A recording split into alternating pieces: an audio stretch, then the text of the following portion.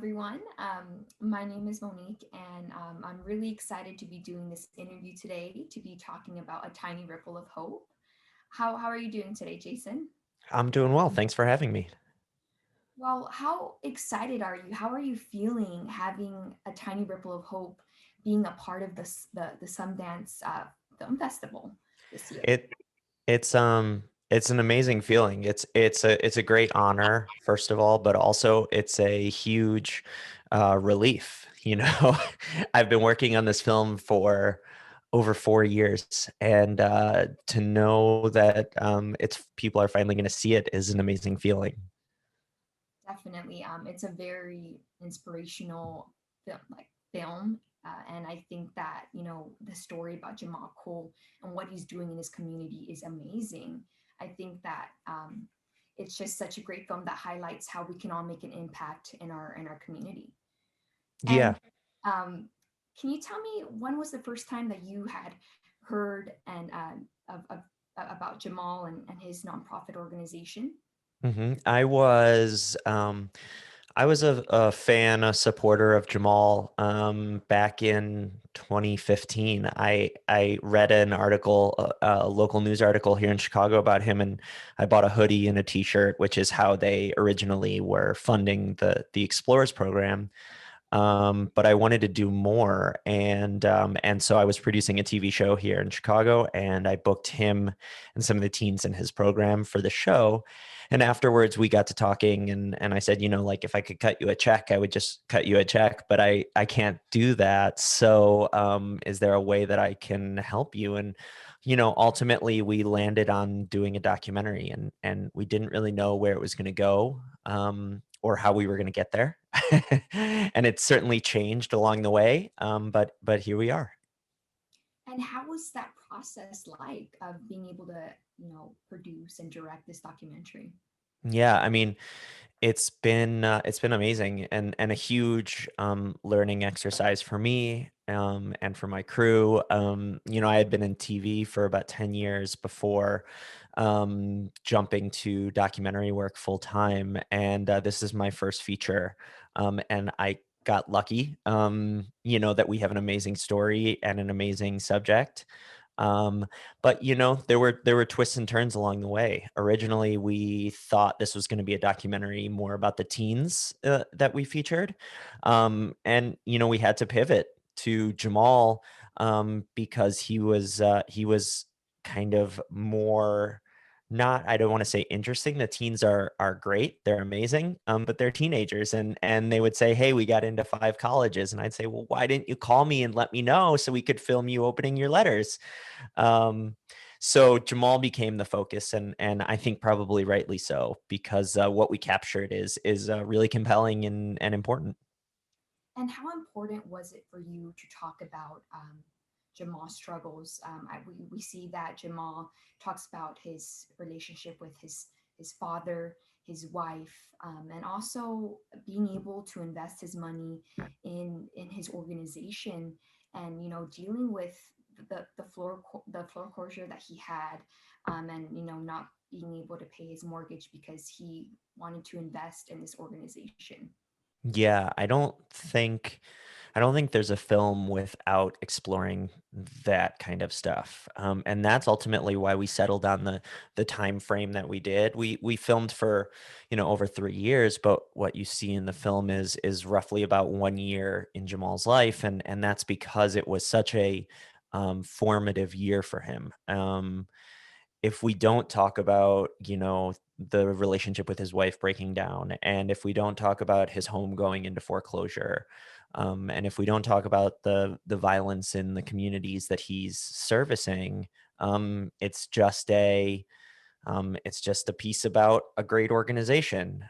It's not until you learn about everything that Jamal has to sacrifice that you start to realize the importance of the work that he's doing, and maybe feel a little bit yourself like you need to take on a bit of that burden as well. And how has Jamal inspired you? Well, his mission is to make change on the smallest level possible and watch that change ripple out to the whole city.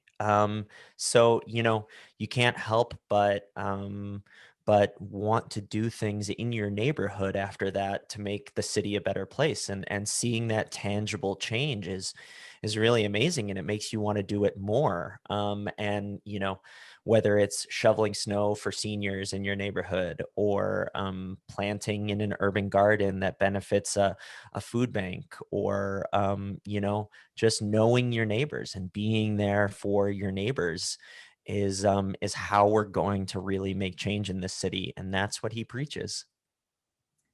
And Jamal did also talk about he talked about a ripple of hope in one of these volunteer events throughout the documentary. And what does a ripple of hope mean to you in the society that we live in now? And why is it so important that a documentary like a ripple of hope is being shown right now? Yeah, well, that's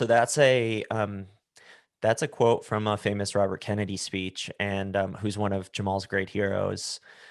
So much so that he named one of his daughters Kennedy. And the moment that you're talking about is um, Jamal is talking about shoveling snow for seniors in Chicago, which when there's a big snowfall, you're legally required to shovel your front walk, and a lot of people can't physically do that.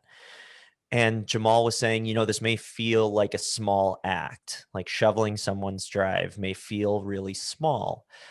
But when these small acts build upon each other, that's when we start to see real change. And, y- if you know anything about Chicago, it's probably that it's a really violent, dangerous place. And that's not necessarily true.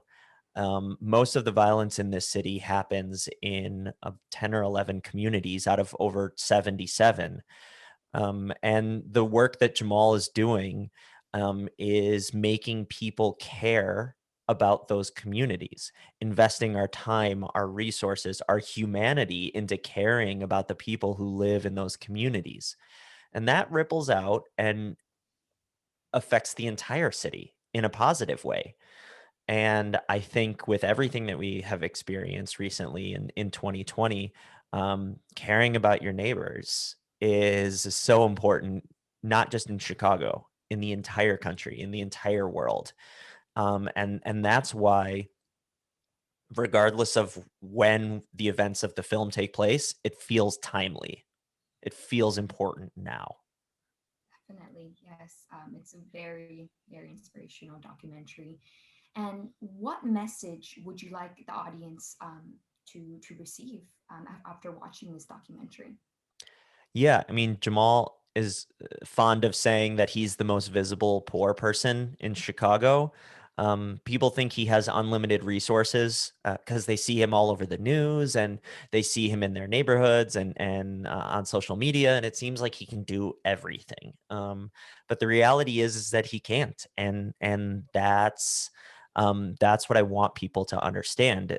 Everything that he sacrifices to be what you see him as um, is a lot. And if we can take some of that burden off of the Jamal types, because there's people like Jamal in every community, if we can take some of the burden off of them, then the work just gets easier and better and spreads further. And what was most rewarding for you being able to produce and direct this documentary? I mean, this is it's a culmination for me in a sense of years of work and passion. Obviously, like, we worked on the film for over 4 years, but making this film and starting making it was a moment for me, a shift for me in my life, where I said, I've always wanted to do this. If I don't do it now, I probably won't ever do it. And so it was a big step. And I think actually getting to the finish line is what was the most rewarding. That's amazing. Well, I'm really looking forward to just being able to see it again because it is such an inspirational documentary. And you did mention that you wanted to include more of the students in the beginning when being able to produce and direct this documentary. Mhm. And how important was it for you to still include, these students, these explorers that participate in Jamal's program, opening up that letter that they're being accepted to all these colleges, and Jamal being able to speak to them on their day of their graduation and talk about that if you can make it in Chicago, you can make it anywhere. You Yeah. know, how important was it for you to be able to include that and also bring their parents and their family of these students? Yeah, I mean, I think the kind of the national profile of Chicago and of these South and West Side communities and of young Black kids is that they're dangerous. And Lena Waithe says this in the film, that they're hoodlums and that they're up to no good. And the reality of the situation is these are just regular kids. And they've been dealt kind of a rough hand, but they're no different than the white kids on the north side of Chicago or in the suburbs. Their successes were really important for me to show, not just because Jamal was present in their lives and partially responsible for their successes, but just to say, like, hey, there are normal, everyday people in these communities, and they deserve the same opportunities that everyone else in this city has. And we got lucky because those kids are amazing. The three teens that we followed, but there's thousands of kids just like them all over the city. And just because they're Black or just because they come from low income families does not mean that they are have any less value than the rest of the kids in the city. It was a beautiful story being able to being told and being able to see that they were accepted to all these different colleges Hmm. and what they were majoring in. It was really beautiful to see. Well, thank you so much for your time, and I'm really looking forward to just being able to watch it again because it was very inspiring, and it would be amazing to be able to see other communities being able to bring that organization and continue to have leaders that are helping younger generations to be able to have dreams and to set goals for themselves as Yeah, well. if this film has any small part of that, it will be a success. Definitely. It was very inspiring, and thank you so much for your time. Thank you for having me.